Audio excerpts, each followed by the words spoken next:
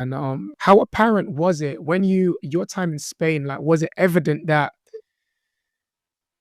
I don't know how to describe it, to basketball is within their DNA, or was that something that you kind of gradually learned as you was working with some of the players and the coaches and things of that nature? Um, I mean, well, let's start with this. Football dictates everything, just like Yeah, you. sure. Yeah, yeah, yeah. There is no difference there. Like football is the big dog here, and Yeah. as it is in the UK.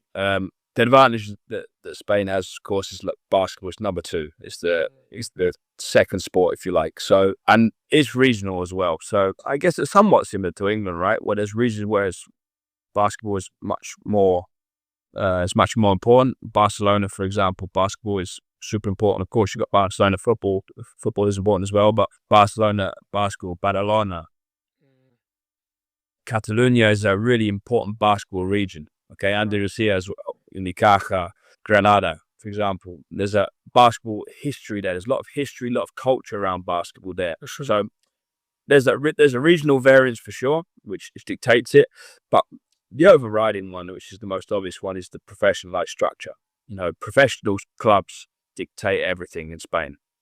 There's not the governing body really reaps the rewards of what the clubs do, because the club structure is really, really, really high level here. From the ACB, which are professional clubs which employ a lot of staff on good salaries and players on very good salaries, of course. Right. And then there's also the tiers below that. I mean, you've got two leagues below, one league which is fully professional, one league which is semi-professional, and then what's called what used to be called the EBA League now, which is called now is the third division, which is predominantly under 21s players, which under 21s players can play, and normally those teams are a second team of an ACB club or a first division club. So there's that professional structure that allows player development to happen, first of all, and it generates that feeling of that high level of basketball around in the public, in the public eye, if you like. So, and also that